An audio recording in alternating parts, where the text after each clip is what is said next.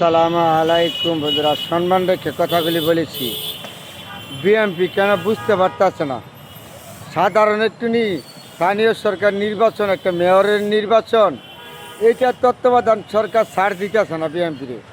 তাহলে জাতীয় নির্বাচন বিএনপিকে কী ধরনের ছাড় দিব? তত্ত্বাবধান সরকারের উপদেষ্টা যারা আছে, যারা বিএনপি নীতি নির্ধারিত আছে, নেতা নেত্রীরা, মহাসচিবরা 10,500 কিলোমিটার দূরে থেকে যে তারেক জিয়া দলটা নেতৃত্ব দিচ্ছেন, কেন আপনারা বুঝতেছেন না? এই তত্ত্বাবধান সরকার সাধারণ একটা স্থানীয় সরকার নির্বাচন, এইটাই বিএনপিকে ছাড় দিতেছে না। আর আপনাদের যদি আপনার জাতীয় নির্বাচন, এই তত্ত্বাবধান সরকার আপনাদের ছাড় দিবে কেমন করে?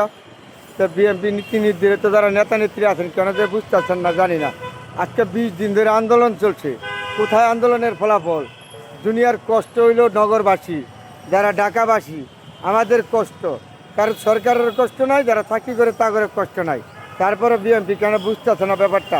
একটু খেয়াল করে দেখেন। বিএনপি নেতা নেত্রী যারা আছেন, আপনারা যারা আছেন উপদেষ্টা, এবং তারেক জিয়ার প্রতিও বলেছি, বিএনপির মহাসচিবের দিতে যারা বিএনপি করেন দলটা, সবার প্রতি অনুরোধ করে বলেছি, আপনাদের সুতা পরিমাণে তত্ত্বাবধান সরকার ছাড় দেবে না।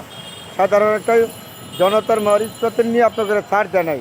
জাতীয় নির্বাচন আপনারা ছাড় পাবেন, সুতা পরিমাণ ছাড় পাবেন না। বিএনপির নেতা নেত্রীরা কথাগুলি একটু চিন্তা করবেন।